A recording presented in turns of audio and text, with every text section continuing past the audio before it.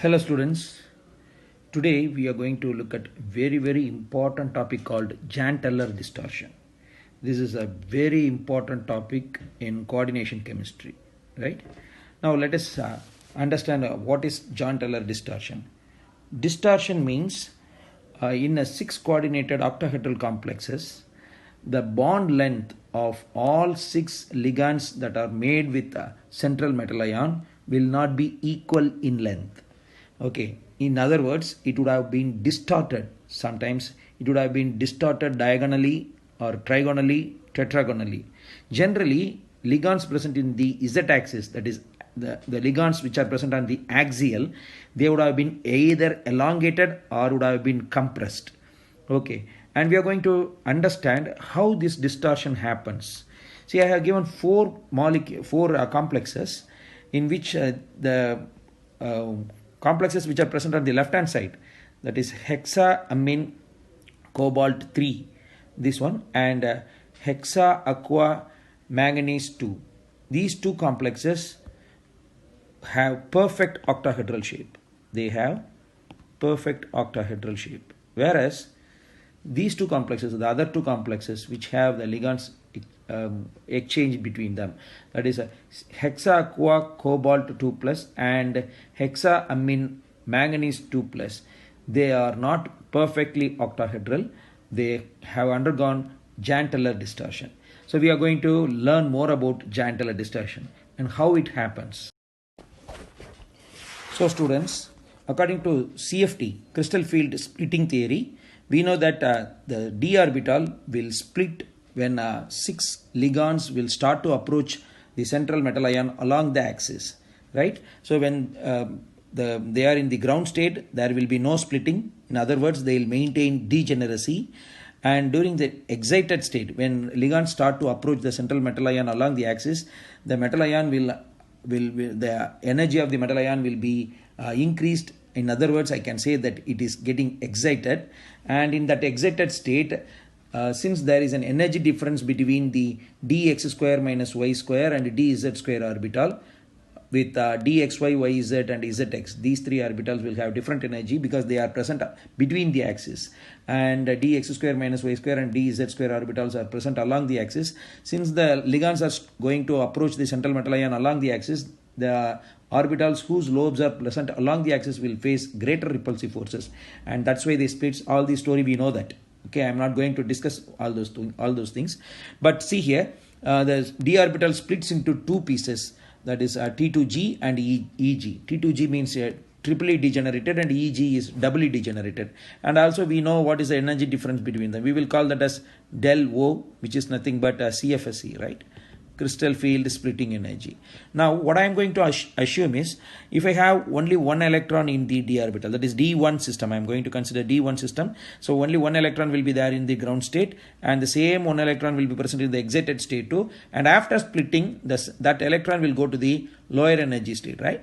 Lower orbital with the lower energy.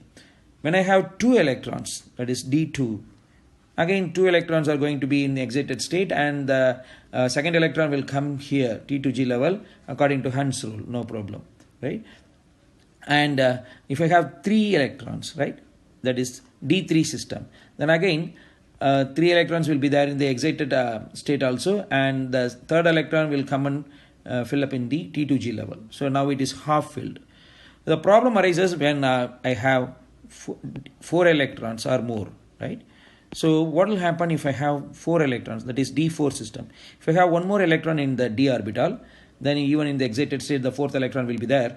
Now the problem is where I should put the electron, whether it will obey the Hund's rule and go to the EG level here, or it will pair up in the T2G level itself here. That is the question. It all depends upon the strength of your ligand, right? If the ligand is stronger enough, then the splitting will be so intensiful so that the del O will be greater and the energy difference between T2G and EG will be larger. So the electron, the 4th electron will deviate Hund's rule and will fill up here itself. So I can say that will fill up in the T2G level itself. So in the presence of strong ligand, I know that In the presence of strong ligand, the splitting is so wide, delta del O is very very high, and that's why T2G will have 4 and EG will have 0. What will happen if I have a weak ligand, right? If I have a weak ligand, then the fourth electron, the splitting will not be so intensiful. In other words, del O is not sufficiently larger, so the fourth electron will jump to the little higher energy level called EG, and it will go there, right? So in the presence of weak ligand, right? In the presence of weak ligand, then what happens? Del O will be not that much higher. It will be moderately lesser. So that's why T2G3 and EG1, right? Now, if I have a weak ligand with D4 system, then there comes an unsymmetry. See, now T2G level has 3 electrons and EG level has 1 electron, right? T2G level has 3 electrons and EG level has 1 electron. What will happen if I have one more electron in the EG, I mean a D4 system, I mean a D orbital? Then it will become D5, right? So now, if it is a weak ligand, the fifth electron will go here, correct? If it is D psi D5, then weak ligand will produce what?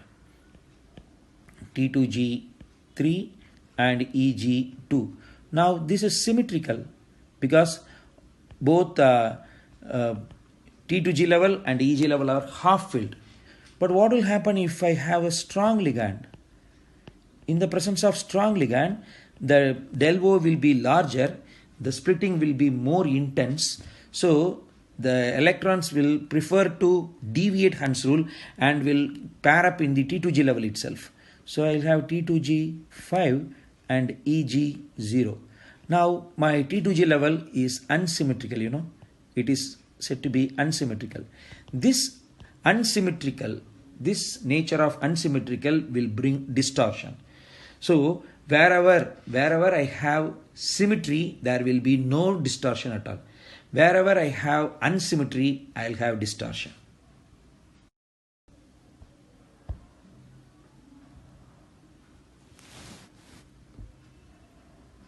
Right. Now, when we look at the D3 system, both weak and strong ligands will produce no distortion at all because there will be no unsymmetry. So let this be the splitted orbitals T2G. This is I am going to consider as T2G, and this I am going to consider as EG. Since I have only 3 electrons, all 3 electrons are going to fill up in the T2G level, no matter whether you have strong ligand or weak ligand. So I will have symmetry, right? In D5 system, again, if I have weak ligand, the electrons will fill up initially in the T2G level, and 2 more electrons will go to the EG level if I have weak ligand. In the case of strong ligand, it will pair up in the T2G level itself, which will bring unsymmetry. So D5 ligand, in the D5 configuration, if I have weak ligand, it will bring symmetry and there will be no distortion. And D6, in the presence of strong ligand, all the 6 electrons will pair up in the T2G level itself, right? All the electrons will pair up in the T2G level itself, so EG will be 0. Again, it will be symmetry, right? All these are symmetrical. And if I have D8 system with weak ligands, then the first electron, the electrons will go here, 5th electron, then 6th electron, 7th electron, 8th electron. Now I have symmetry in the T2G level as well as in the EG level, right? In the case of weak electron. So there will be no distortion. If I have weak ligand in a D8 system, no distortion. But the same D8 system in strong ligand, then there will be very strong distortion that may lead to square planar. Please understand, students, D8 system is an important exception. D8 system with a strong ligand, D8 system with a strong ligand will lead to square planar complex. Okay, normally it will lead to square planar complex. Now, in the case of D10, no matter what ligand you have, weak or strong, both will bring symmetry only. So there will be no distortion. So guys, only in these cases, D3 with both weak and strong, and D5 with weak ligand, D6 with strong ligand, and D8 with weak ligand, and D10 with both weak and strong, only these systems will bring symmetry and there will be no distortion. Any complexes with some other configuration. If they don't satisfy these conditions, those complexes will surely have distortion, and this distortion was reported by Jan Teller, and that's why it is known as Jan Teller distortion. So this is a very important topic. The questions will arise like this. They may give you some 4 complexes, and you may be asked to identify which of those complexes will have Jan Teller distortion. Okay, so if you understand all these things, you will surely do it.